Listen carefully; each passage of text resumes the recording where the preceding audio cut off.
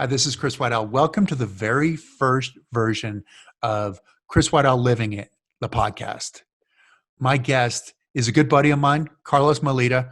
Carlos has an absolutely amazing story. Started in Brazil, came to the US, joined the Navy, became a SEAL, got shot getting Noriega out of Panama back in 1989, ended up in a wheelchair as a result of it, broke the para world record for the Ironman. So that's 2.4 mile swim, open water, ocean swim, 121 mile bike ride, followed by a marathon. He did the race across America with a 4-person team, 8 days across the country. So they averaged over 400 miles a day.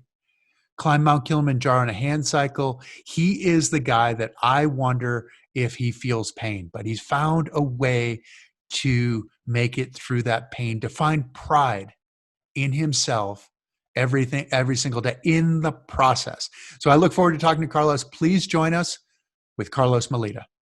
So you came to the States. You're from Brazil originally. Came to the States when you were 17? The first time I came to the States, I was 16, actually. I came for a skateboarding championship. I used to be a pro skateboarder. And then I came to California in 1979, at the height of the skateboarding, madness, Tony Alva, Stacy Peralta, the Dogtown crew. Yeah. So I came when I was 16, a little kid, dude. I was, poor and just had that chance. I was really good at skateboarding. And then I went back home. I spent a whole month in Southern California and just skateboarding in all the parks. I went home and I told my mom, listen, as soon as I turn 18, I got to go back there, and live that life. I wanted to live, that life that I saw in the magazines. You know what I mean? Right. And so I got to experience that for a little bit when I came the first time. So when I went home, I said, I got to go back, and really live that. And that's what I did, man. I worked hard for a couple of years. I saved my money. It wasn't much. And I knew a couple of people here. And I came here. I was 18 years old. I had about $350 in my pockets. And it was a huge adventure, Chris, that, that turned out well, actually. You know what I mean? That worked out. Where did you land in the States? Miami, because the goal was, I had $300. Okay, I'll land in Miami, and I stay with these people. I'll work a little bit, and then I go to California. And people you knew, or how did you? See, that's where the story gets all, because I was Mormon. I was baptized Mormon, so I knew a lot of Americans. You know what I mean? So when I came here, I kind of had some connections. So we stayed with this lady in Miami, thinking, okay, I'll just save a little money, and then I go to California, right? But it wasn't like that, man. You got to work. You got to pay bills, you know what I mean, and exist and live. I just start working, I start working and working and working, and I enjoy working way more than I did skateboarding, you know what I mean? Because I was able to be independent, I mean? That's where my independence came, because when I left my house, my mom was the only one that really, yes, you can do this. But everybody else was like, no, give him 2 months, he'll come back with a little tail between his legs and it'll be over. So what were you doing for work? What kind of work were you doing? I mean, dude, the first job I had here, it was a dishwasher. I was making $90 a week. And I loved that job, man. I could scrub some pots like anything else. But here's the kicker. I was a worker. So within 3 years, I went from being the dishwasher, to owning my own place with the owner of the first restaurant. So it was the journey. When I came here, I said, I'm not going to go back. I am going to succeed no matter what it takes. Owning your own place, your own house, or your own restaurant? Your own restaurant. So the guy that I started work with for him at a place as the dishwasher, we became friends. I kind of went up the ladder in that restaurant. And then 3 years later, I said, dude, I got to open another one. Let's do it. So I ran the whole place, by myself, a few waitresses. It was a small place. It wasn't nothing fancy. It was a pizza place. I used to make pizzas. Again, the reason I came here, it wasn't to live this 9-to-5 work life. It's to have an adventure. You know what I mean? Because I was young. I want to go out there and experience the world. So, I work, and eventually, because I was a scuba diver, I love going to the beach. I love the water. I always loved the water, and I used to go to the Keys, scuba diving. So the idea of, you can make money with this. You can become a deep sea diver, working on those oil rigs and stuff like that, doing construction diving. So when I joined the Navy, it's like, I'll join the Navy. I'll learn how to dive in the Navy, and then I'm good to go. That's simplistic. You know what I mean? Well, hold on. You're running on the whole story though. So Yes. how did you join the Navy? When did that In work? Miami. And how can that work? Are you allowed to join the Navy Yes. as somebody from Brazil and Yeah, that kind because of but you have to be a legal resident. Okay. But then the next step is for you to be in the SEAL teams. You have to be a citizen. When I joined, I was a resident. In the Navy is one of the largest employers in the world. Because people from all over the world, Russians, everybody's there. So what happened? I joined the Navy, no problem, because I was gonna be, because I didn't need that kind of clearance to be a diver. But then I found out about the SEALs when I was going through boot camp, Navy boot camp, right? And that's when the lightning rod just read. That's what I want. So that's right at the beginning Right at of the your beginning. Navy. Yeah, right. I tried and I failed. You tried the swim. SEALs and you failed, or you tried? Yeah. Really? I tried the test and I couldn't swim. That was my problem. I said, I can do this, no problem. In my mind, I'm like, yeah, you can just jump in the water and go, right? No, I jumped in the water, man. Within 25 meters, I was drowning. And the guy said, dude, you don't know how to swim, man. Get out of the water. And to be a Navy SEAL, that's kind of a requirement. It's sort of a big deal. It's kind of a big part of being a Navy SEAL is being able to swim. So then you went back and learned how to swim? Yeah. So, they sent me to the fleet, the regular fleet, so I boom, I learned how to swim, and I trained. Then 6 months Hold on. later. How'd you learn how to swim? Did they have like swim lessons at the fleet or No, they have, what happened is you're assigned to a ship. Okay. A ship that goes, a regular Navy ship. And my ship was in Norfolk, Virginia. Okay, so your ship, most of the time, unless you're in deployment or in exercises, the ship sits right there on the docks. Okay, you stay there, and they have gyms and everything right there on the base. Before my first deployment, I was there on the base. So I would go to the pool every day or so and, and just learn. Every chance I had, I would start running and swimming. Teaching yourself or is somebody else teaching you? Just myself. And I would ask a couple of people, because all I had to do is learn the breaststroke. Okay, the breaststroke to be able, or the side stroke to be able to swim fast enough, to pass the test.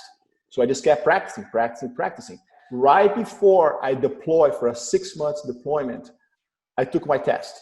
Okay. And what's the test? What do you have to do to pass? You have to run, at the time, you have to run a mile and 6.5 minutes with boots and with pants, and a t-shirt, just combat boots, pants and t-shirt.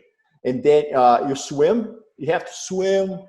Oh man, I think it was 300 meters under like 9.5 minutes or something like that. It wasn't something really, really fast. And then you have to do some sit-ups and push-ups. That was it. Let's capture this whole thing for a second. Yes. So you came from Brazil, you joined the Navy because you wanted to dive on deep sea rigs and stuff like that. And then you thought, after going through basic training, that you would become a SEAL, but exactly, you didn't know how to swim. Yes. So then that's a problem. You went to the regular Navy and you taught yourself how to swim. Then you took the test. The test again, yes. There's one thing, Chris, I want to say about myself that I think had a big play on, the small amount of success I had, is that I'm not afraid to fail. You know what I mean? I'll do something and I fail, and then I don't get oh my Lord, I failed. No, I'm like, okay, why did I fail? You know what I mean? So I started looking at the reasons, and I started looking at the whole game plan. Then I said, okay, that's the reason I'm most likely that I failed. So I'll work and I'll do it again. And then I'll do it again until I get it right. And you're willing to work hard. And that's something that's been with you your whole life. I think so. My infancy in my family life wasn't that great. I had an awesome infancy with my friends and everything else. but my family life was pretty bad. My dad was an alcoholic, and my mom, my poor mom worked like crazy, just to make ends meet. I learned from watching, watching my mom, so by watching her work, and my dad not doing his part, there was two choices. I could have go his way, or my mom's way. Meaning, I can look at her and kind of, look at her for my, inspiration, or look at my dad. I can be an alcoholic and a gambler, and a criminal, or I can be a hardworking woman, like my mom. And it's been like that since. If I try something, and if I fail, I'll try it again. I'm not afraid of that. So you joined the SEALs.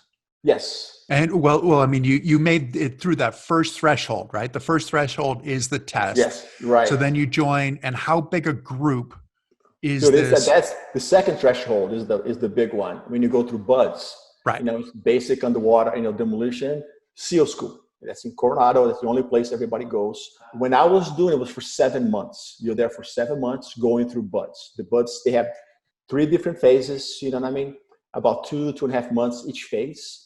One is the first phase. It's more like a phase where they try to get rid of people. They kind of win out the weak links, and then the other 2 phases, they concentrate more on learning. But it never let up on how hard it really is. You know what I mean? When you walk into BUDS, there's a big compound there at the school, and it's written, on the wall, the only easy day was yesterday. So it means, every day gets harder. You know what I mean? And it is very progressive. And what do you mean by harder? I mean, this is physically, mentally? Mentally, yes, because every single day you're going to do something that's going to test you. Okay, either you have to do the obstacle course faster than last week, or you have to go to the pool and go to drown proofing. Drown proofing is, you get on the edge of the pool, they'll tie your hands behind your back, they'll tie your feet together, and you have to jump in the pool, right? And you jump in the pool on the deep end, you do a somersault, you swim all the way to the other side without touching the ground. You have to flip on the other side, you swim back to the deep end of the pool, and then when you get to the deep end, you float there for a little bit, and then the instructor tell you, go down to the bottom and pick up so-and-so, either a mask or a weight belt or a knife. So you have to go down there with your teeth. You have to pick up the stuff with your teeth, do this crazy. And then you come back up and you show, okay, here it is. I got the knife. And the guy, okay, you pass, all right? So those are the things that you have to, every day there's something like that that's going to test you, either your mindset or your fitness, or just your ability to withstand misery. And most people quit BUDS because of misery. They don't quit because they can't cut it. It's because they're going to put you in such a state of misery that you're like, dude, I can't handle this. You look at someone that is, a perfect triathlete body, I would say. The guy is very ripped, very fit. This guy's going to fly through BUDS. 45 Run minutes. forever, swim. Yeah. Yes, swim like a fish. 45 minutes into Hell Week.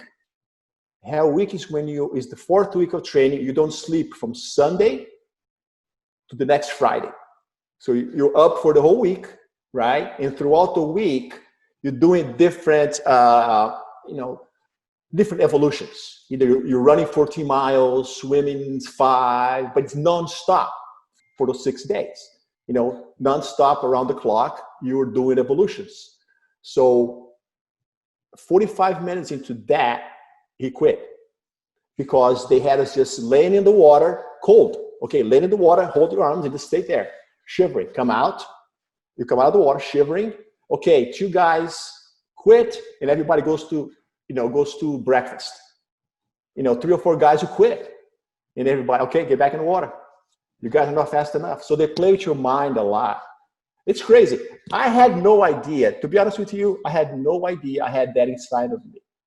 You know what I mean? And that's what I think is valid for everybody. I think everyone has a little bit of that inside of them. They haven't really been pushed, to a state where they have to bring that up, to be able to do it.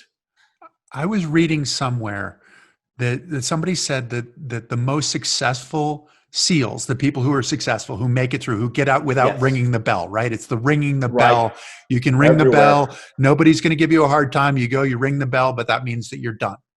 You're You out. quit. Yep. You quit. And what I was reading is that somebody said that it's the story that you tell yourself. You said it's the misery. You're going through the misery, but it's Yes. the story that you tell yourself of why you're going through that misery. Right. Why am I doing this to Why are you myself? doing this? Do you know what your story is? What is that? What are the things that you tell yourself when it's that I think miserable? I think at the time for me it was more like pride.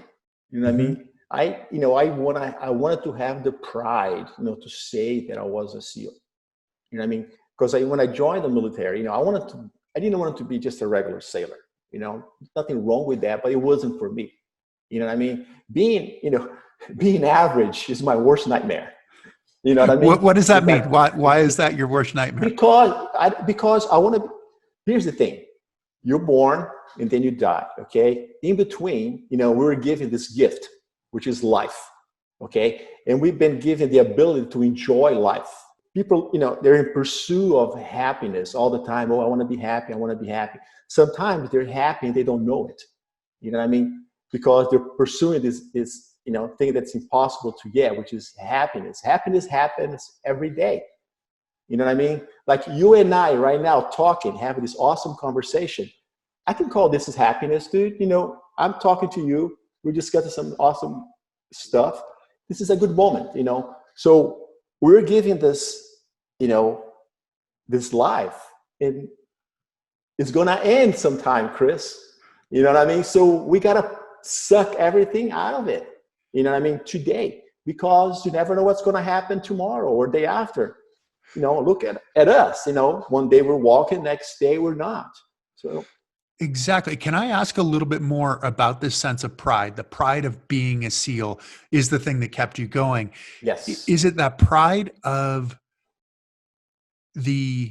getting there, or is it the pride of conducting yourself as a SEAL every single day? that's it. That's one thing that we tell ourselves in the SEAL teams, that you wear your Budweiser, your Trident, the big emblem. Right. You wear that every day. You know what I mean? I wanted to have the pride to say that I belong to this group. You know what I mean? That are And you don't get very that until the end, though, right? You don't get no, that. no, no, no. Even after you finish buds, my class had 100. Okay, it started with 250 people, right? The whole class. When we started the class, because some people they couldn't. When we started the class, there was 120 people. Okay, at the end of the class, 7 months later, there were only 11 people finished. Wow. You know what I mean? So That's 10%. 10%. Yes, Right. that's a very small group. And especially after you get to interact with that group. Because in the beginning, it was more like, wow, this is amazing. You know what I mean? I want to do this. And then the deeper you get into it, we start to connect with people that you actually belong to that group. It's an amazing environment, Chris. I mean, if I walk today and I was younger, I will go back tomorrow In a heartbeat. in a heartbeat. Because of the connection that you have with the other members, or because it stresses you every day? What would It's, make you go back? I think it's because of the quality of the people that you work with. You know, I mean, I don't have to tell you this. For someone to be, successful, you have to surround yourself with good people. You know what I mean? The people that's going to bring positive things to your life. Okay.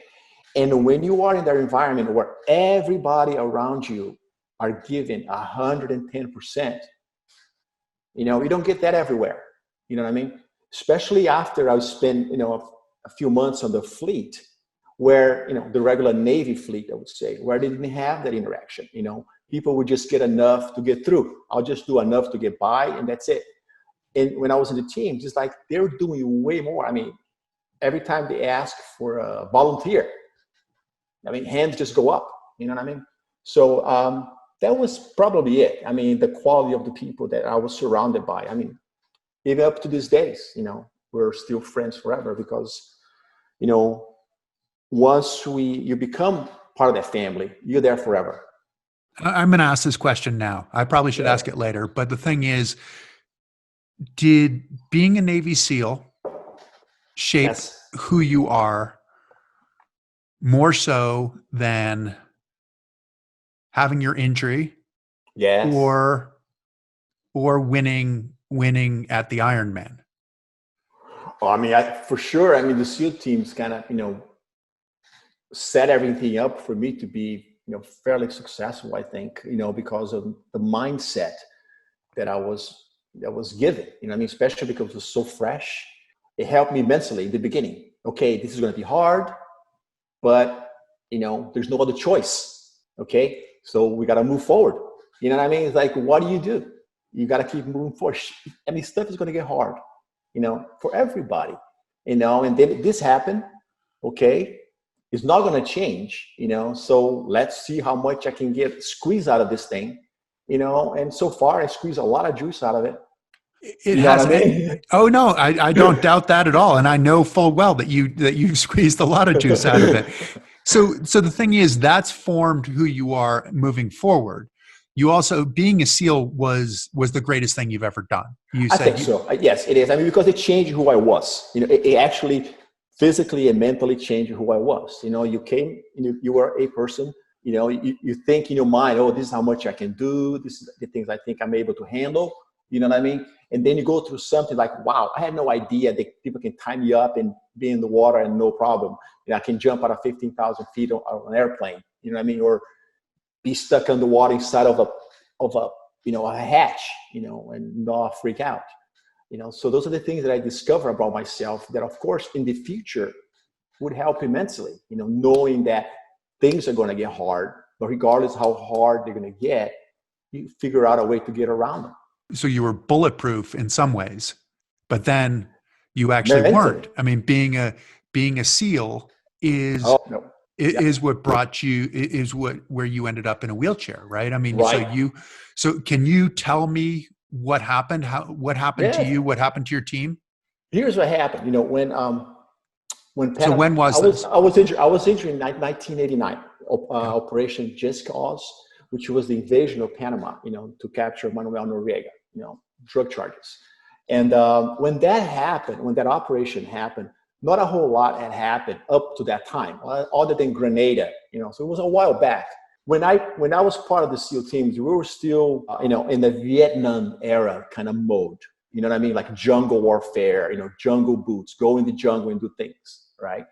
So when Panama happens, SEAL Team 4, which was my team, our area of operation was the whole South America, Central America and South America. So when that happened and everybody wanted a little bit of the piece of the pie, our command, took one of the jobs, which was to secure Petilla Airport. It's an airport where Manuel Noriega kept his private jet.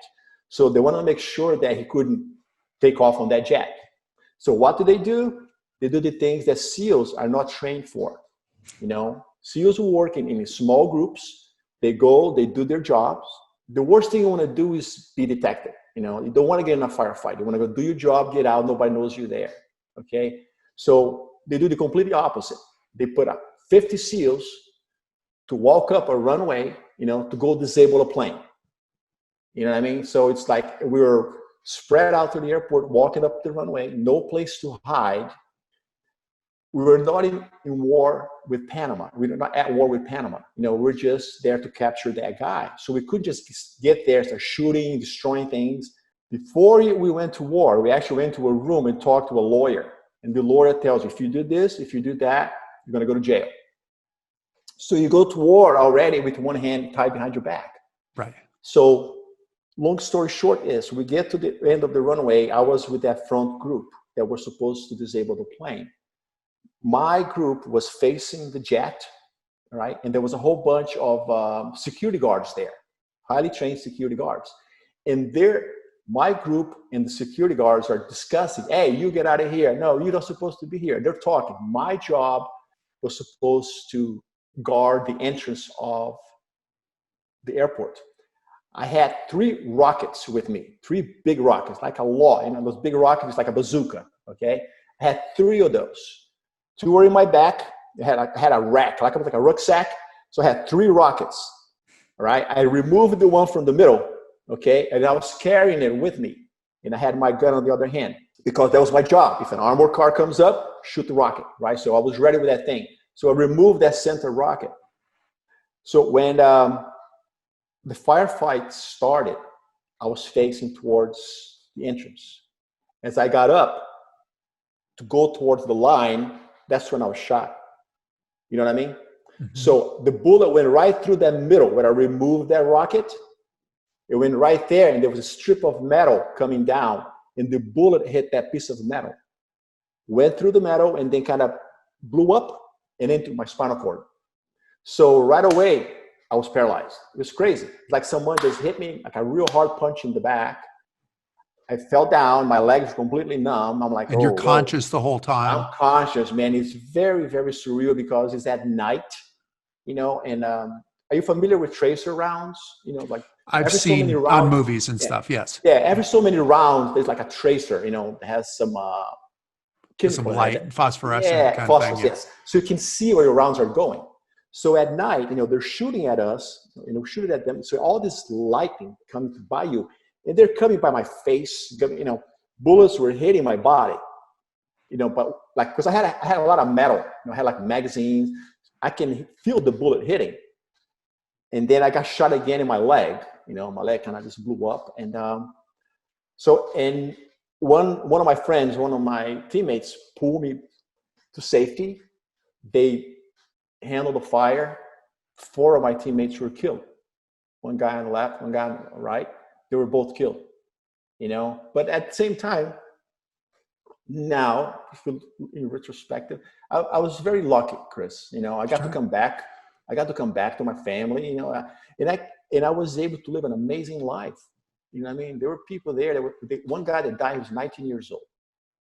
Brand new Navy SEAL. He wasn't even a SEAL yet. You know, he got his trident, you know, the thing on the plane in Panama. There was another guy there, Chief McFall. He had a baby girl that morning. You know what I mean? Her name is Sunrise. On that day, my life changed. And then I found myself in a hospital bed, you know, twiddling my thumbs. Okay, what am I going to do now? You know what I mean? Because the doctors are coming in, you know, they're telling me, hey, can you move your toes? You know, can you feel this? Can you move your leg? Come on, move your leg. I'm like, come on, doc, it's not working. You know, come here, do your thing, you know, do your surgery. I got to go back to work.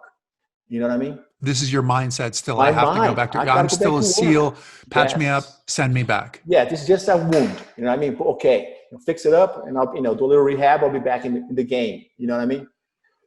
It wasn't until one night I was in the ICU, you know, this nurse came in the middle of the night and she kind of, you know, she leaned over talking to me and she said, you know, I work with a group of paraplegics and they play basketball. That's when it hit, dude, I am in this thing for the long haul. This is permanent. This is permanent. You know, I already had it. It's already labeled there for me, paraplegic. I didn't know what that was. You know what I mean? Right. So it's like, wow, this is for real. And that's when it sunk in, you know, that you are a handicap. You know, you're paralyzed, and what kind of life are you going to have? So you sit there with all these nightmare things going through your head because you just don't know. You know, what kind of image I had back then? Born on the 4th of July. Remember that movie? You know, the Tom guy Cruise, from Tom Cruise, you know, that misery. That's how I'm thinking in my head, wow, what kind of life am I going to have? You know, but one day, you know, 4 of my SEAL team friends from my platoon, they came to visit me. I was at Bethesda Naval Hospital. And one of the guys, AJ Davis, you know, he had one of those tridents, you know, those gold tridents, the Budweiser, you know. He before they left, one of the guys had to go off because he was nauseous, man, just by looking at me because I had all kinds of stuff on it.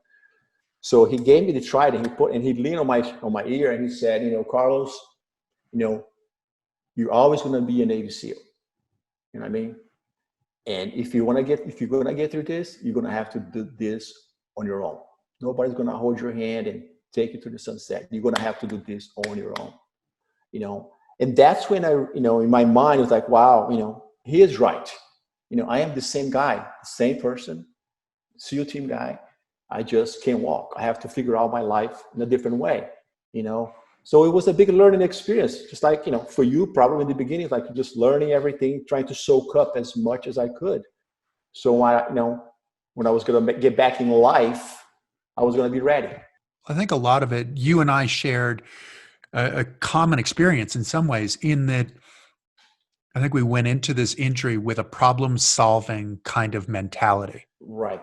For me, it was more coming from the sports side of things. I was a ski racer, but it was a similar kind of deal of pushing yourself every day and knowing what that Right. good pain is, and knowing hopefully what bad pain is, and being able to say, okay, I don't want to hurt myself. I want to keep getting better. And you had that when you were first in the hospital, where you thought, okay, this That's is it. right. I'm going to heal up and I'm going to go. But then there's the mental part of it of, oh no, I'm one of those people. Yes. All Until, the limits right in front of you. The limitation is right there. You know what I mean? Because you can't walk. well, The because limitation. it's a death sentence, right? At some point, it's like, my life is over. That's it. I'm done. Until your Yeah. buddy said, you are the same guy. Is that when you came up with the idea, or who came up with the idea to push from Miami, push a racing wheelchair from Yeah. Miami to Virginia Beach?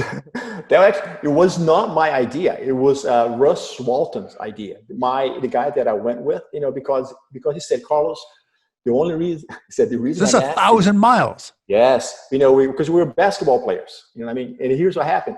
Remember Jim Martinson? Oh yeah. Okay. Yeah. See, Jim One of my Martinson big heroes. my hero, man. He's the one that kind of taught me how to push the racing chair, because he was in Seattle, that's where I went to rehab at Seattle VA. Ross Perot, when I was in Bethesda, Ross Perot got me a private jet to take me from DC to Seattle just for rehab, because they told me that the girl there, the woman, the physical therapist there, was awesome. And she was the one that changed the whole game, because she's the one who introduced me to sport. This is Her Jenny? Is that her name? Jennifer. Jennifer. Yeah. Okay. Jennifer. Yes. Okay. Amazing. So she kind of, in a way, she knew my mentality. So she just fed the beast. You know what I mean? So she would make me do more than everybody else, do pull-ups, push-ups. There was a hill there in front of the hospital. They call it Carlos Moleda Hill. She used to make me go up and down the hill in my chair, dude. Because she knew that's what that's what I needed. Like, yes, he wants to go the extra mile. So from the beginning, I was already on that path. She brought a racing chair to the hospital. She got me in it, and I said, no, try this out. She pushed me around the hallway, and I'm like, wow, this is pretty cool.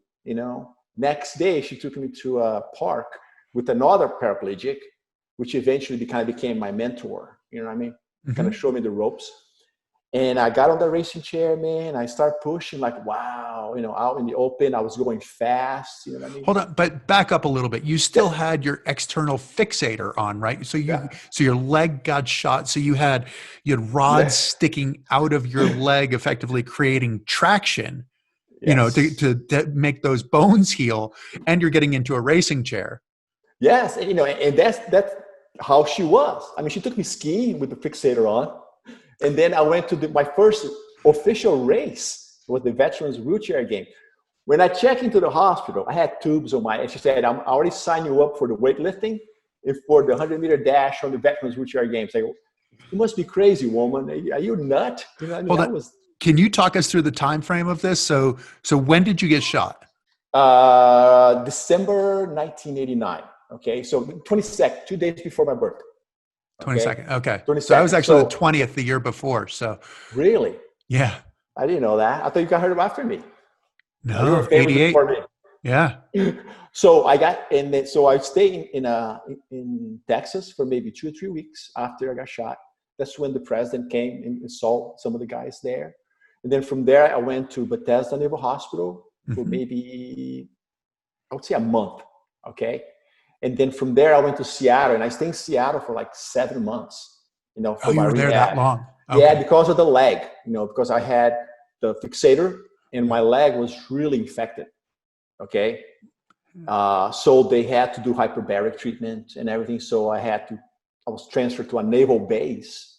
I had carte blanche, anything I needed, that I had a medical officer with me from the SEAL teams, accompanying me to Seattle and everything to make sure I had all the best care.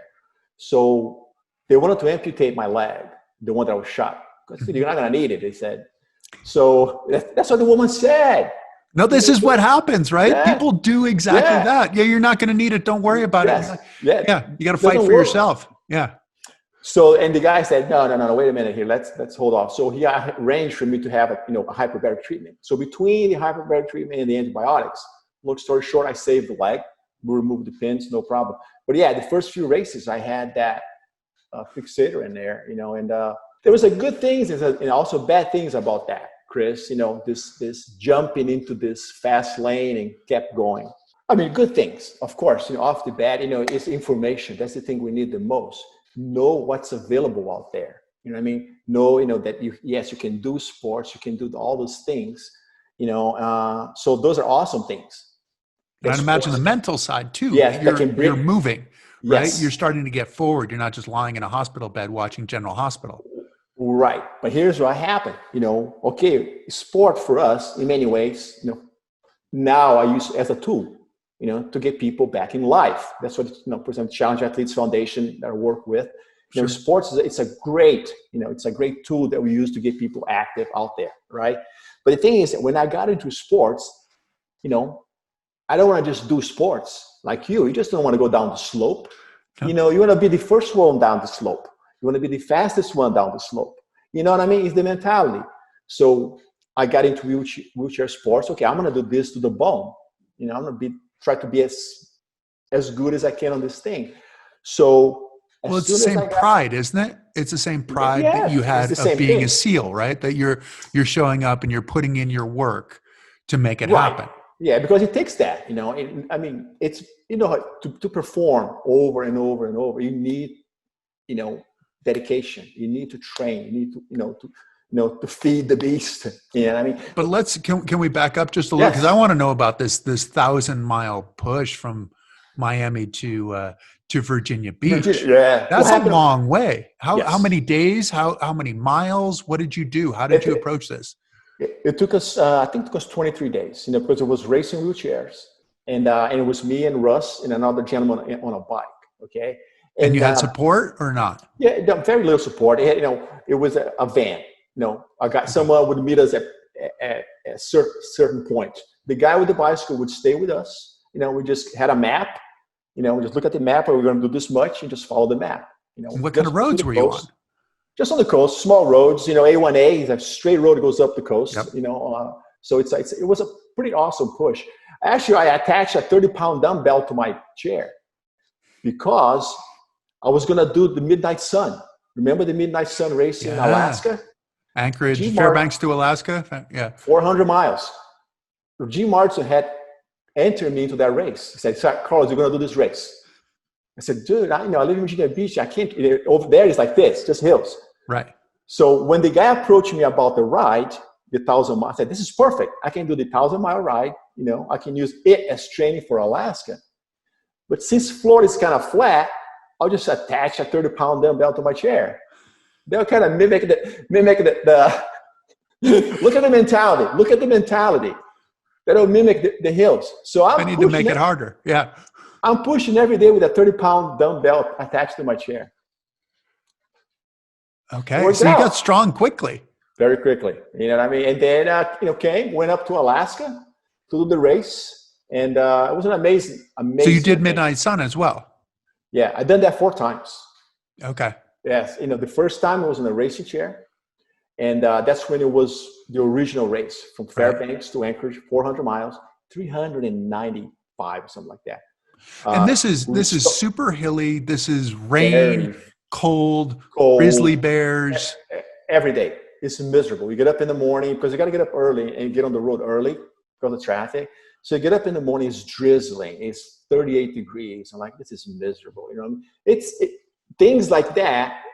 I love it, because I know everybody's miserable, so I can stand in misery. I'm not a problem. So I think so. You had an advantage. Yeah. The more miserable it is, the more of an advantage you have. Yes. If it's a suffer fast, I can do it.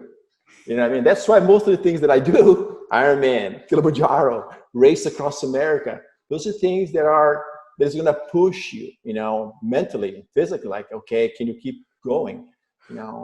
So what's that like when you get to the breaking point?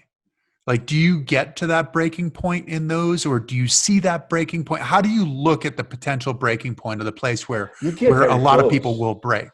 I mean, you get very close, you know what I mean? And sometimes it breaks.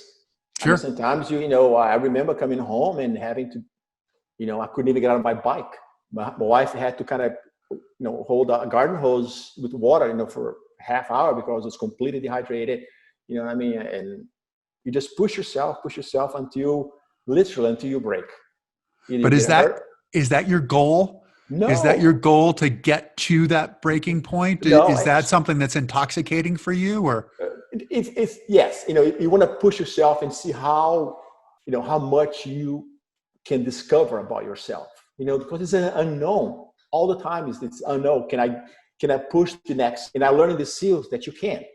You know what I mean? That's the thing. So every time that I do something, I want to do it, a little harder.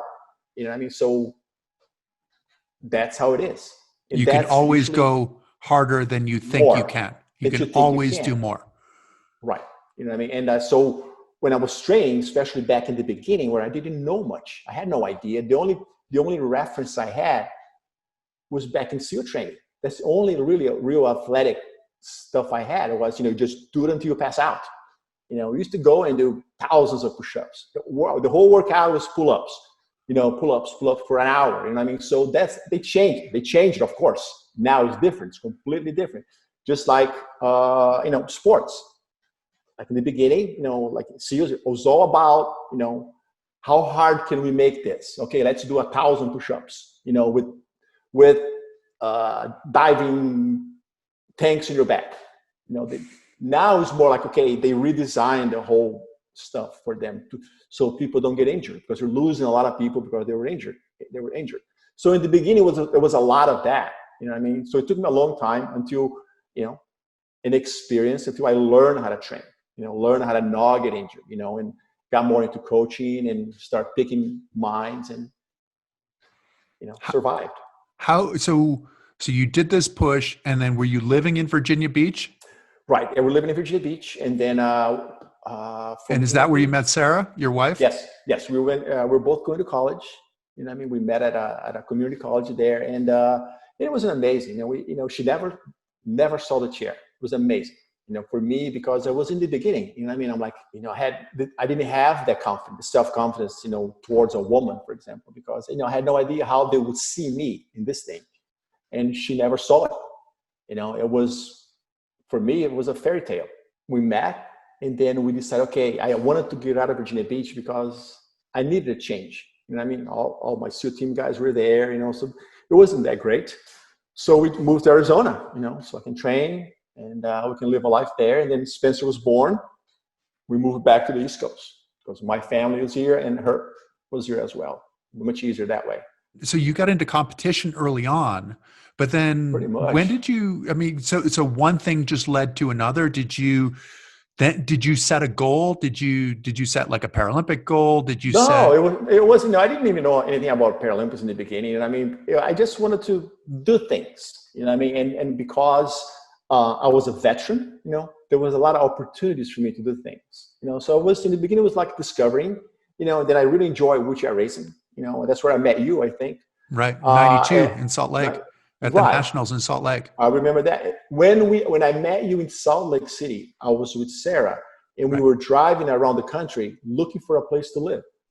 Oh, that's So right. I remember that now. yeah, that Right. was part of our trip. You know what I mean? So we went to Haleyville, where Doug Kennedy, Right. remember that he used to live. We did a race there with Craig and everything, and did nationals in Salt Lake. And then we went to Arizona. From Salt Lake, we went down to Arizona, and that's when we figured out, wow, I love this place. So we went back home and moved to Arizona. And that So Nationals, that for me was an exciting thing because that Nationals in Salt Lake in 92 was also the trials for Barcelona. Spain, I remember Cisco Jeter, Craig, the All old the group. all the big guys were there. Yes, yeah. Hollenbeck and James and all those guys were there, and it was it was amazing because we were racing on the track, and I'd gone to probably like you'd probably gone to more veterans kinds of things. I'd gone to more Yeah. regional kind of things where you have a couple of And to people be who able are to see the good. guys, to see the guys that you read about. You know what I mean? Like, oh man, I read about that guy. He's so fast. And then, Craig Blanchett was there, or Jim Knob or something like that. Knob and Rafi and Rafael Ibarra. Like, oh man, look at those guys. He had that suit. Rafi, remember that suit? Oh yeah, same as Craig with the full Nike suit. Yeah, exactly. Yeah, and it was cool. And looking at that, all the racing in the pack and everything, where it's coming down to the last 100 meters, and it was really exciting. Everybody's so close, and that's why I fell in love with tactical. wheelchair racing. That's where I fell in love with wheelchair racing. When I went to that Veterans game the first time, I saw Jim Martinson racing and Laverne Achenbach, I think. And those guys working together, going around the track, it was beautiful, man. Like, wow, that stuff, I would like to do, so I just start training. Because it was like cycling in a lot of ways. It was the gear.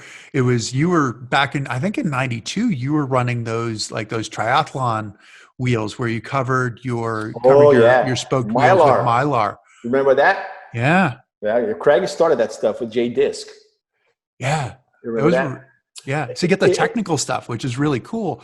And then you got into it more, right? Into the racing more? Right. A little bit more. Then we moved to Arizona. And then I thought about the Ironman.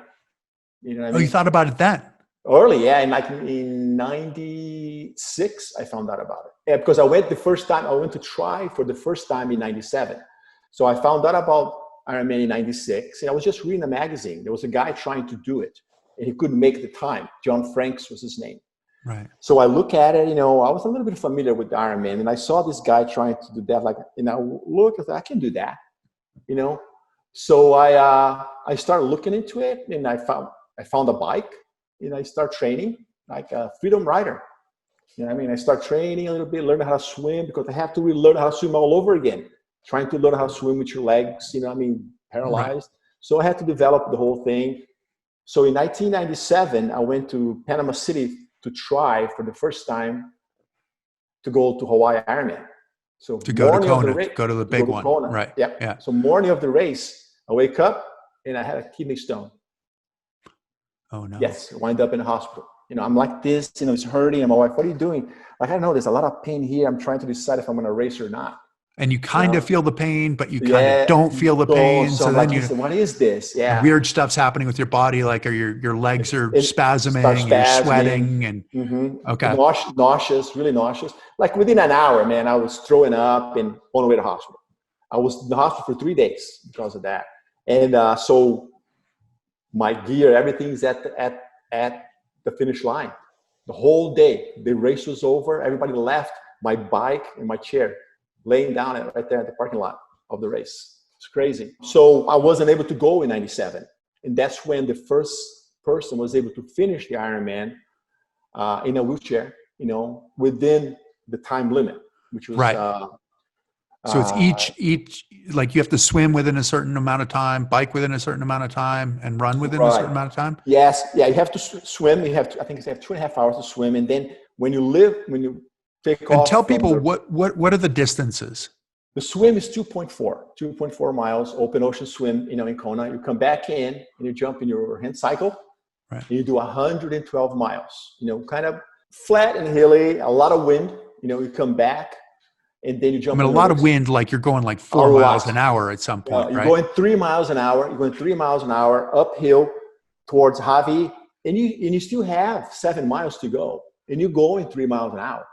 And you still you have 7 miles to go of the 121 that you have to do. 112. Yes. Okay. Yeah, and you're going 3 miles an hour. Of course, once you turn around, tailwind, you can fly, but that plays with your mind. I remember going up that thing. And able-bodied guys just say, I'm done with this. Throw their bikes in the pit and start walking because frustration. Yeah.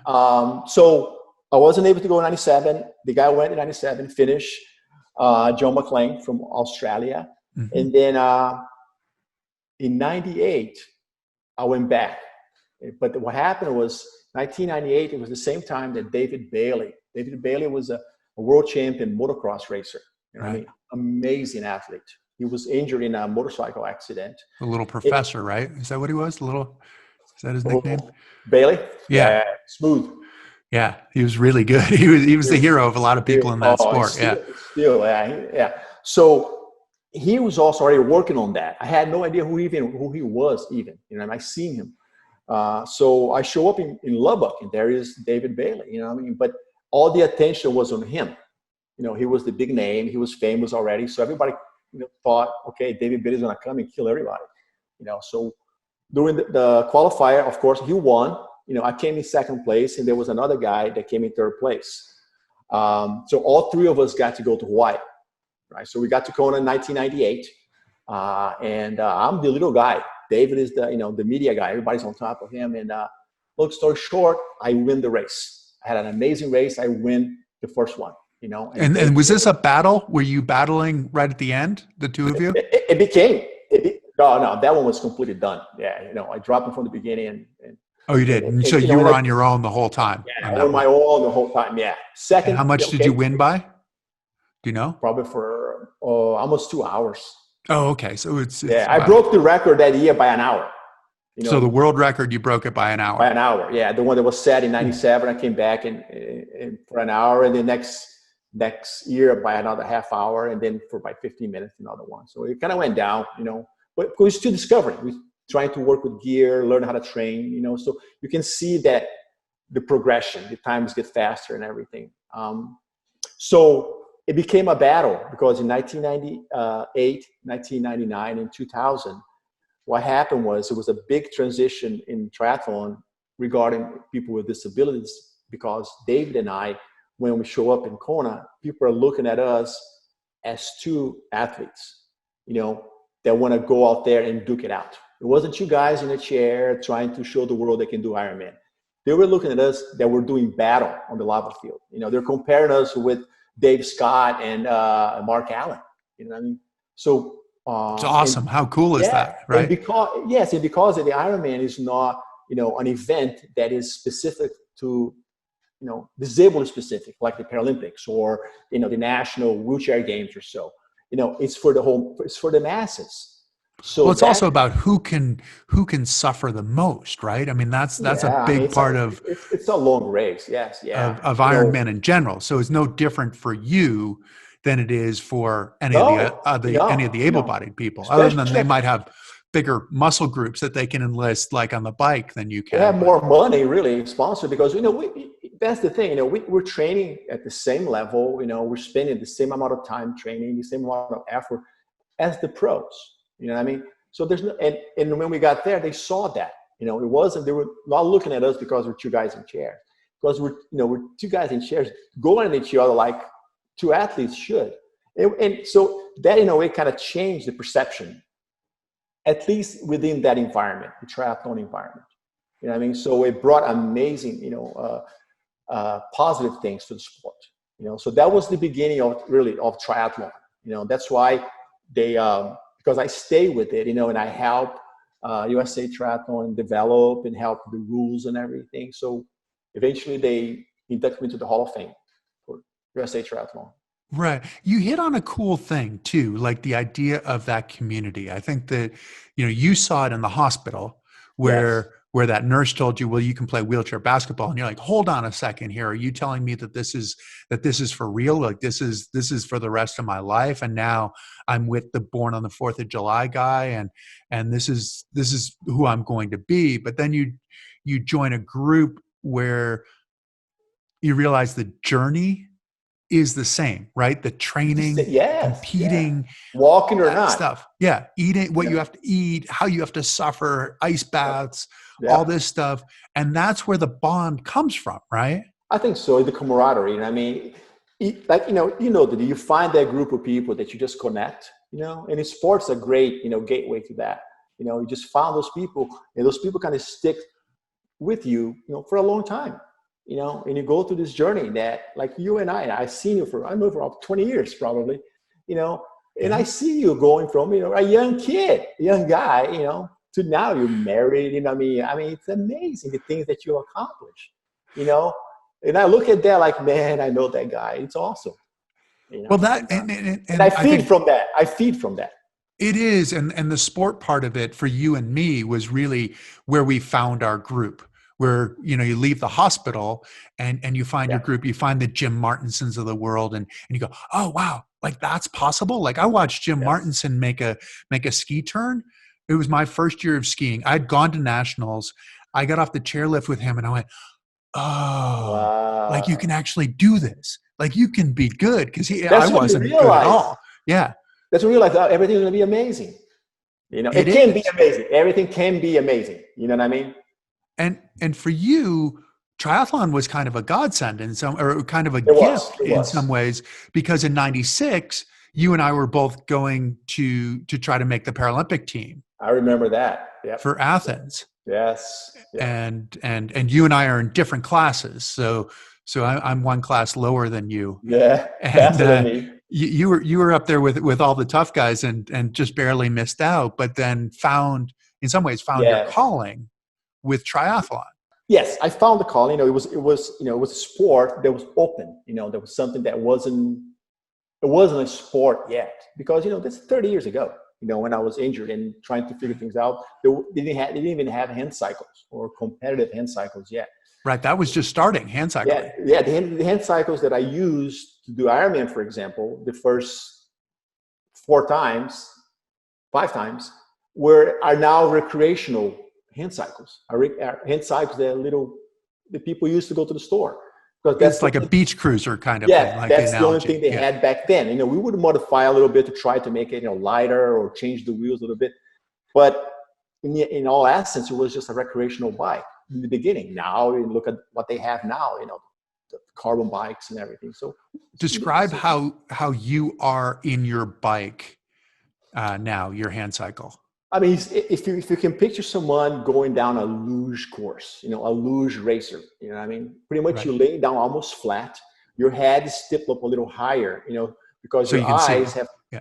so it has to be right above the bottom bracket, which is right in front of you. There's, you know, the pedals right there. So your eyes got to be a little bit above that. You know, they come in with the, you know, when you race the UCI, you know, races, they'll measure all that. Okay. So you're laying down pretty flat. You're very, very aerodynamic. So it's almost like a bench press kind of thing. It's more like a rowing. You know, Well, there's the pull, like a and laying there's the down row. push, Yeah, and push and right, pull. exactly. Yeah, yes. Yeah. So it's kind of like like a row and then a bench press on the other side. Yeah, Right. a decline bench and Right. and a row. You know what I mean? And but, you know, we'll try to make it as round as possible. You know what I mean? Sure. The circle. But I mean, the bikes now are very expensive. You know, 15,000 and up. You know, for a competitive bike. You know what I mean? So it's that's where we are, and it's going to get better. People are going to get faster because they're learning more and more about training, about nutrition, about coaching. So the sports, just like anything else, just keeps. What are good speeds for for people? for Like if you're going, you know, 20 miles, 30 miles or something like that, how long is that I going mean, to take you? okay, by speed, for example. Okay, let's say we're talking about a course where it's fairly flat. Okay, some rolling hills. For you to make the national team, you have to average. At a minimum 24 miles an hour. You know what I mean? 24 miles an hour, which is fast. For a 12K, 15K time trial, okay? Or even a 20K time trial. I mean, that's for you to put your foot on the door. You know what I mean? Right. 24 miles. Because the guys are, you know, they're doing marathons now in 58 minutes, you know, with the hand cycles. I mean, they're averaging 26, 27 miles an hour. I made the national team for hand cycling, you know, just for the experience of it, you know, and I got to go to a couple of World Cups in Europe. You'd be amazed, you know, how to see how the people race there. You know, the intensity. You know what I mean? When they're racing the big pack, we got 50 guys, and they're going, Chris, 30 plus. You know, elbowing, yelling different languages. You know, and they're aggressive. You know, bumpy. It was amazing. It was an incredible experience. So these guys are, you know, they are professionals at what they do. You know what I mean? They just, like anybody else out there, they're getting the big bucks. Now I see you, and I've seen you a fair amount in at times. I've seen you with like your Superman t-shirt on. Yes. You've got a big superhero thing, right? Comic I book love, guy. Yeah. Captain America. I have the big shield and everything, man. People call me Captain America. It's crazy. Because I'm a nice guy. That is awesome. But and you really are in a lot of ways. I mean, you're a superhero. You broken the world record at Kona. You guys broke the world record for the Race Across America too, right? Explain what That Race was pretty Across America amazing. was. Race Across America, it's a race. It's not really a ride. It starts in, So a cycling race, right? yeah, it's a cycling race. It's the longest race in the world. The clock starts, the clock ends at the end. I mean, it's not like you try to cover as fast as you can. So, Right. There are no finish lines. no, but they have checkpoints in between. Where you have to check in to make sure you're on the right path. So Okay. you have a map. You have to follow a direct route, like a specific route the whole way. Right, that they give you, and they give you like some checkpoints.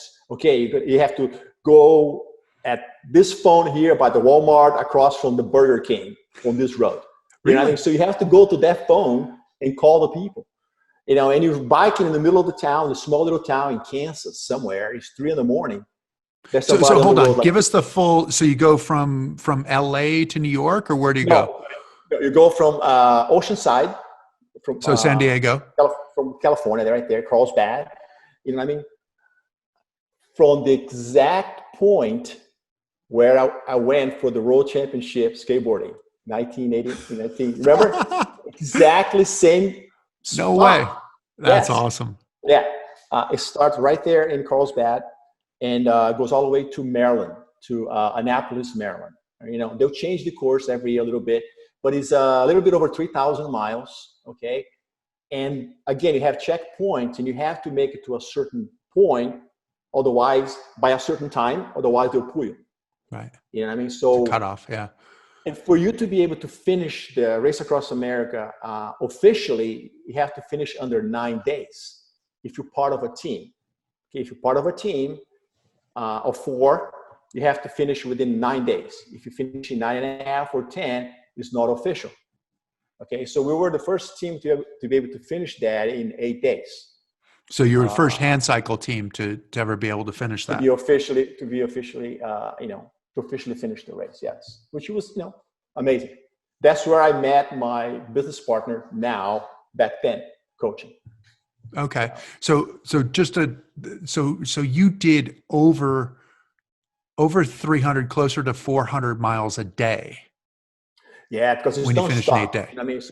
Yeah, because we have 4 people. We have 2 groups of 2 and 2. So 2 guys on the road, okay? And let's say they're riding for 120 miles. Okay, we're gonna meet you down the road at this spot. So the 2 guys that just finish their part, they get it. Each one has a van. You get in your van, hydrate. If depending on the time of the day, there's a mattress back there. You sleep. So, and then you just drive about 120 miles and stop at that point. And then once the other group gets there, it's your time to go again. Wow. So and you can work together. You can draft and everything. And yes, yeah, but most of the time you can't. So you get on the road and you go for 10 miles because it's a time trial. You're going as fast as you can. You're not dilly-dallying because you have to make the times. Okay. So you're on the road, you're time trialing, you're hammering. You know what I mean? And then you get back on the car. So we got to Kansas, and we had to get to this town. It's about 120 miles away, and by a certain time. You know what I mean? So we averaged over like almost 22 miles an hour, for across the country. For 120 miles. Okay. For that section, and to be able to, and we made the time. Once we made that time, was halfway through, then we're home free. Now we can take, we know we could make it. Because you don't climb as well. Not much, yeah. But you get to West Virginia, the hills are really steep. They're short, but they're steep. But they're steep. And those are worse, actually. They're worse, yeah. Those are a lot more out of you. It sounds brutal. Now you are a guy who it's this sense of pride, right? It's this sense of like Navy SEAL pride that in a lot of ways keeps you going. The work ethic of I'm going to work harder. And that's where you're going to take your pride. That's where you've taken your pride from being a little kid. You are like this superhero. But a couple of years ago, you were in Vail, right? And yes. And you couldn't get on the plane. You had a panic attack. Panic attack. Yes. Yeah. And how can that happen to a superhero? No idea why. All right. I was on the plane and all of a sudden I start feeling weird. You just kind of, this doesn't feel right. You know what I mean? And then the whole thing just closed in. I had to get off the plane. You know, my wife, you know, yeah, she came out. We waited and I was able to make it. All right. That was the first time that happened. Second time it happened was in Denver. I was by myself at that time. I got on the plane, tried to go in. Again, I felt weird. I had no idea why. I had the plane come back. The plane was already leaving the gate. I had the plane come back. I said, I got to get out. You know, I had no problem. I got out. You know what I mean? I actually made a video about it because I posted on Facebook that I had a really hard time. And I had a lot of people just pour in with, really good support, which helped me get on the plane later. You know what I mean? So I made a video about that, because, I was dealing with a lot of depression at the time, you know what I mean? Because like we were talking about earlier, Chris, remember I started racing really hard, never really had time to deal with everything that happened to me. You started racing right in the hospital, not out of the hospital, in the hospital. In the hospital. So I never really had a chance to absorb all the stuff that had happened to me. So by the time I got to my 50s, okay, now you can't race like you used to anymore. You know what I mean? Your body can't perform anymore. They have that well of performance. You keep going in there and pulling performance out of that well. Eventually that well is dry. You know what I mean? Right. And you're like, okay, again, what am I going to do now? You know what I mean? Now that I had this amazing, athletic career, I would say, amazing journey, I get into my 50s and I start having these things that I didn't deal with back then, coming back to haunt me. You know what I mean? My paralysis, my feeling, kind of helpless in a way. Yeah. Your identity, right? In a lot of ways. Yeah, you lose your identity in a way. So long story short, came to find out I had this thing called polycystic kidney disease. Okay. So I have cysts on my kidney. All right. A lot of cysts. So what happened is it kind of compress your kidneys. So the blood to go through my kidneys needs more pressure, which elevated my blood pressure. Mm-hmm. My blood pressure went up to 230 over 130, something like that. I was doing a test and, a power test on my hand bike. Mm-hmm. Okay. Normally I get to about 200, 220 watts before I get to my max heart rate. Okay. I was 130 watts. My heart rate was 200. Wow. I almost had a stroke. Came to find out it was because of the polycystic kidney. So, my body feeling weird, that's one of the reasons that cause that panic attack.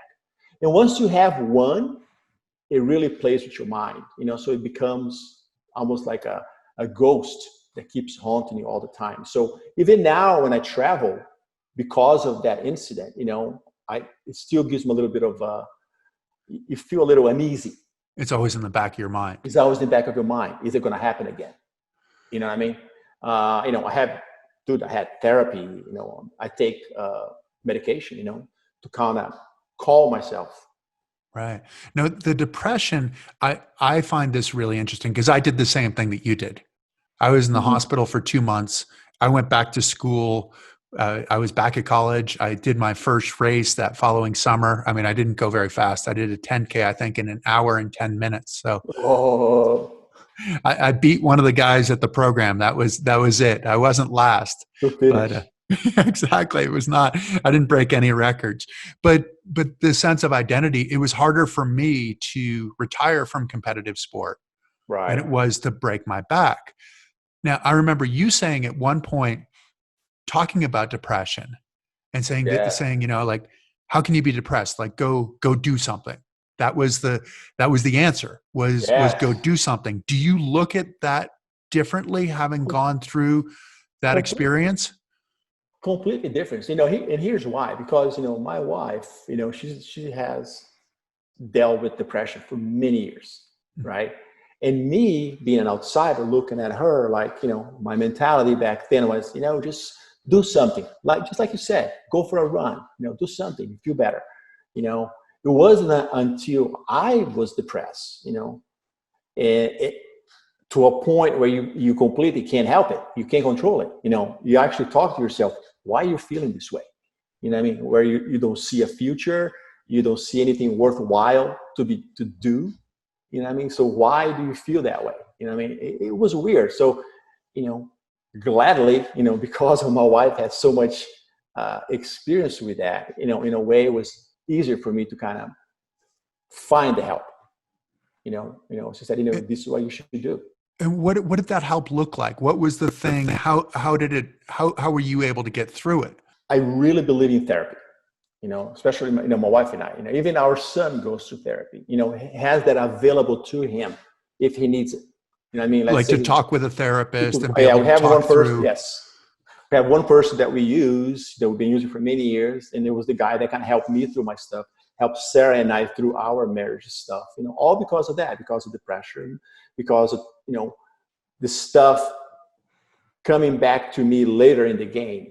And I'm trying to do, like I felt half a man now that I don't have an identity. You know what I mean? I'm no longer the Ironman guy. I'm not like the super racer, the super para. You know what I mean? I know all too well exactly what you mean. And that's how, probably how professional athletes will feel at the end of a career. Like, man, what do I do now? Because you lose that thing. It's almost like I had to rediscover myself. I had to reinvent myself. How do I find satisfaction, and fulfillment from something else? You know what I mean? So that's when I'm like, okay, I rationale, okay, what is it that you can do, and what I did was what I learned from people in Vail. You know what I mean? You contribute. You know what I mean? You get to a point, now is your time to contribute. You know what I mean? Because you go through to give back. To give back. You know what I mean? We all should do it. And because of the experience that I had and the connection that I made, there was so much I could contribute. That it was going to be really exciting to be able to do that. That's when we started a racing team for females. I became ambassador for the Challenge Athletes Foundation. To use the experience and the knowledge that I acquired, through all these years of doing sports, and pass it on to the next generation, the next one taking the journey. What specifically is it that you have to give back? I think it's the ability to tell people that it's gonna be hard. Here's the thing, I'm not one of those guys that, oh, you're gonna be so nice, everything's gonna be perfect. I am brutal. I tell the reality, like, listen, this is gonna be really hard. It's gonna be very hard, but I know you can do it. And you know what? At the end of the day, after you do all these things, it's going to mean so much more to you and to everybody around you when they see you doing those things. Because they realize if that guy right there is paralyzed and he's out there doing an Ironman, or he's out there riding his bike, why is it I can't go and do something with my life? You know what I mean? You know the deal. You go from a role of an athlete to a role of a teacher. Okay, let me get all the stuff that I feel that I acquired through the year and pass it on to somebody else and have them take the same journey that I did, because it was amazing. Give them the chance to have that if they want. To realize that the pain is worthwhile for it's them. worthwhile, yeah. It never gets any easier, especially with cycling. People think, oh, I'll train a little bit, it gets easier. It never gets any easier. The only easy day was yesterday, remember? I was looking through your Facebook earlier today, and you had a quote from Bob Marley about what does it mean to be real, and what does it mean to be real for you now, and is that different now than it was when you were competing? I think so. Yes, I think when I was competing, it was a lot about me. I mean, what can I get out of this? You know what I mean? How much can I get out of this? And now the way I see is like, how much can I give? How much can I do to help people? So I'm always looking for opportunities for me to either mentor someone, or take someone under my wing to show them the way. That's why, the Challenge Athletes Foundation, maybe one of their ambassadors. It's I would say, one of the most unique organizations there is in the world, because they're about the athlete. No matter how old you are, the youngest one to the oldest one, if you're 6 years old, if you're 80 years old, they want you to enjoy your life now through sports. What they do is they raise funds to be able to provide anyone with a disability that would like to pursue a recreational sports or a competitive sports, any kind of activity. They will provide them with the funds and resources to be able to do that. So they have grant programs for people to buy equipment. They have, they just started high school track and field program in California. Already all the high schools are going to have access to equipment to be able to train people with disabilities. So it was a small, very small organization. It started because of sports. It started because of triathlon. One guy, Jim McLaren, got hurt, got hit by a bus, lost his leg, right? Became the best amputee triathlete in the world, okay? Was doing a triathlon in California. It was hit by a van in the race course, and he broke his neck. Now he's amputee, now he's a quadriplegic on a power chair. Amazing, so right? this, so this life can change just like that, So these three guys decided, okay, let's do something to help him, And to make a long story, that's how the foundation started. They did a small fundraiser for him. Interacting with Jim, they realized that we had no support. There was no resources out there for someone with a disability to be able to get a racing chair or a basketball chair or a running leg if you're an amputee. Or a Handcycle, you're saying costs $15,000, right? So yes, yeah. Right.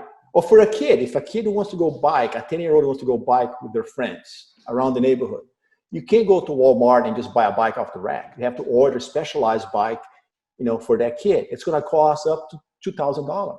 Right. And take a long time to get it and all those things as well. Right. Right. And most families can afford that because insurance doesn't pay. Right. So in their 25 years of existence, they changed sports. The ability of equipment, they help the technology of sports develop because they know that there were going to be suppliers out there looking at that. So it's an amazing organization, It is. And one of the things that I was sort of searching for, I guess, in some ways, in looking at you and just seeing how things might have changed from before till after, is also like having gone through this depression, some of these things, is your sense of vulnerability. Like as Yes. an athlete, yeah, you're strong. You can do whatever. You can always do it. And now being willing to share that sense of no, I'm not perfect. I'm not impervious. Yeah. No, you have to be honest. That's the thing. If I'm going to tell someone that's in a wheelchair, if I'm going to give them advice, I have to give them the real advice. I have to give them the real thing. Like, listen, let's say he or she is depressed because of that. I said, I've been depressed. I have that same issue. You know what I mean? There's no reason for her to feel discomfort or feel bad about having depression. You know what I mean? So by telling them that, be amazed how many people send me messages saying, I'm so glad you posted that video. You know what I mean? Because it makes me feel like, okay, even this guy here that I idolize has bad days. He also suffered from depression. What did that feel like for you to post that video? Were you empowered? Were you scared? Empowered. No. Really? I feel like, I am being honest with you. Can you be honest with yourself? That's the thing, because there's a lot of people there that have the same issues, but because of the stigma, okay, if I go and look for help, I'm weak, especially if you're in the military. You know what I mean? Especially if you're in the SEAL community, huge problem, because Sure. as soon as you acknowledge that you have an issue, handling things, he can't handle it, he can't do his job. And that goes for everybody. If you tell someone, man, I'm having problems with depression, they think, oh, the guy has some problems. So there's a stigma attached to it. I have no problem with that. Yes. Even now, sometimes I feel like, man, this is not right. But I know I have developed tools, and ways of handling those things. And I want people to be able to have those available to them as well. But some of it is having that tool and then also being master of your own mind. Are you still into MMA? I mean, martial arts and yes. and like Hoist Gracie back in Remember the day. And, oh my God, yes. What was it that you respected so much about him? Can you describe who he is and how he fought and everything? You talk about Hoist Gracie? Yeah. Yeah, I mean, again, it's the pride. I mean, talk about the pride. He's part of a family where this is their, their job. They call themselves warriors. It's crazy. You know what I mean? It's again, it's part of, you have a life and you do not want your life to be an average life. You want to do more with your life, and I really look up to people like that, that I'm not talking about being rich or being famous. I'm talking about, we're all going to get to the end of the line, Chris, but before you turn that light off, the switch off, you want to be able to look back and say, I can live with that. I can live with that. It's good. You know what I mean? I want to be able to look back in my life and say, I'm good to go. I did it the right way. I did it the right way. Yeah, there are some regrets there. We can avoid that. But overall, it's pretty awesome. Can you describe how he fought his fighting mentality? He was a Yeah, jiu-jitsu guy, right? So it's Brazilian jiu-jitsu. And, right. they developed the whole style themselves. And it was all about defense. It's about leverage. You know what I mean? I never got into it, but they came to the SEAL teams to teach classes there at times. But those little movements, not the big guy, not the big strike, but the getting the submission as you went along. Right? It's having the plan. Having the patience to wait and do the thing at the right time. And that right there goes to tell you. If you look at sizes, it doesn't matter if you know what you're doing. Well, I've always put the two of you together in some ways, just in that it's a similar approach for you, the tactical approach of I'm going to wait you out, and you're not going to get rid of me. I'm not going to quit. Yeah, you have to have a plan. You have to try to follow a plan and adjust accordingly. Because things are going to happen. Things will never go straight. Look at us. So you have to be able to adjust to your plan. And like I said, all this experience really, is paying dividends now, that I learned all those things. Now I can pass that on to people and then save them sometimes even a lot of grief. Well, and so you're now working in coaching. So you and Ralph are coaching together with Nexus Endurance. Right. Yes. We started, it's a new coaching company that we started last year and it's all science-based. And all disabled athletes, right? My part is all disabled, yes. But we're getting ready to start an able-bodied part of it. That's going to be just for testing, something completely different. But yes, Nexus is mostly para-athletes. They're all wheelchair athletes or amputees, and all with hand bikes. And I think we have a couple of guys that are on their leg amputees that ride a regular bike. So it's I wanted to bring the technology of coaching, of training that the Europeans use. Okay, as you know, all of the racers now are using power meters to gauge their efforts when they do their training, with their intervals. And Ralph was the guy that developed that. He's the one that worked with SRM specifically to be able to bring that equipment into the Handcycle. He was able to change the parameters and do this study to make the numbers correlate to someone with a disability. So it's not like one-to-one. The same numbers are used for an able body, the same numbers are used for someone with a disability, because our bodies don't work the same. So the reactions are going to be the same. And you want to make it specific for each individual as well, right? Exactly, yeah. So everything that we do is based on testing. We have to do physiological testing on the athlete, which means we set him up on a machine on his bike, and then with a certain protocol that we use, and we do a couple different tests on him, some intervals. We measure blood lactate in his blood every so often. And then according to the lactate levels, according to the increase, we can determine, their training zones. When you go from burning sugar, when you go from burning carbohydrates, burning something else, you know what I mean? Mm-hmm. You can see it on the test. Then you can separate your zones where you're training, because you have different sources, of fuel, because you need the fuel, so depending how quick you need the fuel, it'll determine from where it comes from. So from where it comes from, we'll train those sections to be, as efficient as possible. The lactate buildup in your muscles, it's Sure. still Sure. going to When you get happen. that burning. Right. Yeah, yeah. Your bike gets harder, harder, harder. It's still going to happen, even at a high level. But for someone that's in a high level shape, it'll happen later. You understand? Which means higher power.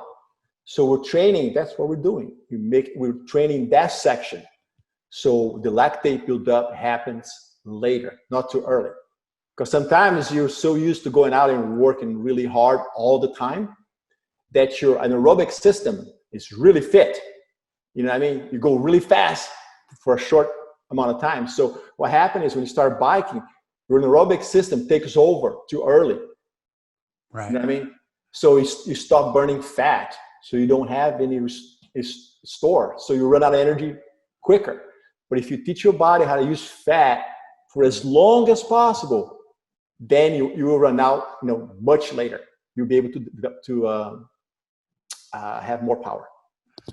And a lot of what you're doing is you're creating opportunities, right, for these athletes. Do you have any athletes that you're for whom you're creating some really interesting opportunities? Yes. I mean, myself specifically, like I was talking about earlier, I started a female-only racing team, and we're all being coached by Nexus, which means, we test them.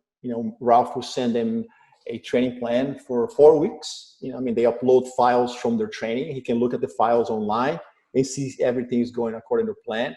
If everything is according to plan, we'll send you another batch of another schedule, for the next section. And he can make any changes according to the results from the previous training sessions. You know what I mean? So it allows athletes to develop much quicker. You know what I mean? So we have people in our team, they're already at Paralympic level. You know what I mean? Throughout the world, or is this in the U.S.? There's one girl that we're coaching right now that started biking 2 years ago. Last year was her first year serious, and now she'll make the national team next time we have nationals for sure. She's American, or she's American? Yes. Okay. Yeah. And in California, and she's part of our team. Ryan Reed is her name. She's very, very focused. Yeah. Focused. I mean, she followed the training to the T. You know what I mean? And that's the difference that we did with Nexus. We try to make the athletes part of a team.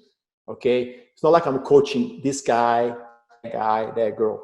I'm coaching them individually, but they're all part of this team, and their job is to support each other as a community, so they can do their best.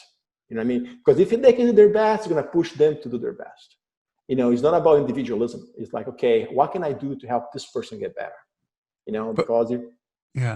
But part of it's also that community and breaking down those barriers, don't you? You have one athlete, this athlete in Egypt, right, who's breaking down some big barriers. Yes, I mean, I found this. She found me, this young lady from Egypt, and she won a racing chair. So we got her a racing chair through the Challenge Athletes Foundation, grant program. So I look at the chair, and I saw this girl in Egypt. Like, if we send this chair all the way to Egypt, she's going to have no idea what to do with this. You know what I mean? It's going to be a waste.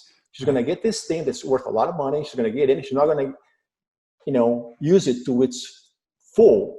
You know what I mean? Potential, so I said, why don't to its full potential? Why don't we bring her here? I show her how to push the racing chair, and then she learns how to do it right. When she goes back, she can pass that on to the other people. So that's already, I brought her here myself. I paid for her ticket. I said, and then I spent 3 days with her, and it was amazing. She was just an amazing athlete. She has Paralympic potential. The confidence that she acquired from this trip, it just changed her life completely. Some young girl working as a cashier in Cairo, with polio. Now, she's in the media over there. We're trying to change her life. She's going to bring awareness there, and hopefully it'll change a little bit. Well, I think for you and me, sport was a huge part of changing the way that we looked at ourselves, but also the way that other people looked at us. And if you can give that gift to somebody to bring to their community, you're doing something that is absolutely amazing. So it's nexusendurance.com. Is that what the What the Next website is? Endurance, yeah, nextendurance.com, and lots of information there. It's it's a small company that, like, again, we're gonna change how coaching is done here in America. I want the athletes that are being coached, to feel like, yes, I'm taken seriously. I mean, I am an athlete. I'm training to be way, way better. Looking at you, I think that what our viewers hopefully see is that you're somebody who takes pride every single day in what you're doing and how you're approaching. And that's what I mean, not every day is perfect, right? No, dude. I mean, sometimes I'm going to get up in the morning, Chris. I'm like, I sit on the side of the bed, paralyzed, like, man, I want to just get up and go for a run. You know what I mean? With Right. my 2 Yeah. feet. But then it dawns on me like, dude, you can't. Then okay, get in the chair and move on. I've been given this gift, which is my life, and I'm not going to squander, man. I want to squeeze that bone marrow. I mean, I want to squeeze, the marrow out of there as much as I can, because once that switch goes off, it's done. Well, that's exactly it. I think you've squeezed a ton out of it with Ironman, with climbing Mount Kilimanjaro on a Handcycling, with your team, right? With your Yes. SEAL team, Yes, which and my is family. Yeah, my and your son. family, exactly, which has to be amazing with Ram. But I think also with completing the character, with coming back and being the guy who can be honest, who can be vulnerable, who seems Right. like a superhero, but then is sharing it with the next generation, the way that Jim Martinsons and some of those Right. people shared Yes. with you. Because I mean, I look at him and he's the greatest hero to me, because he's the one that made me believe that it was all possible. Right. Yeah, that you can still get out there and have an amazing life. I mean, this positivity, and his willingness to take his time, and show me the ropes. I mean, that was, you can't buy that. You can't buy it There's at no all. app for that. No, but what I want to say is thank you for, one, being who you are, and for two, sharing it with so many other people. So keep doing what you're doing. And No. it's an Thank you, honor for Chris. you to I be a mean, friend. Yeah. nah, I mean, you are a role model to me. I mean, I always look at you like, man, that guy's a professional. I love watching your stuff. I love following you, your life. You're an amazing guy. I'm glad that, I'm happy to be your friend. Looking forward to the next time we can get out on the road together. So thank you All for right. joining our very first podcast with Chris Waddell, Living It. Really appreciate it, Carlos, and look forward to talking to you next time. Thanks, buddy. Chris. Bye.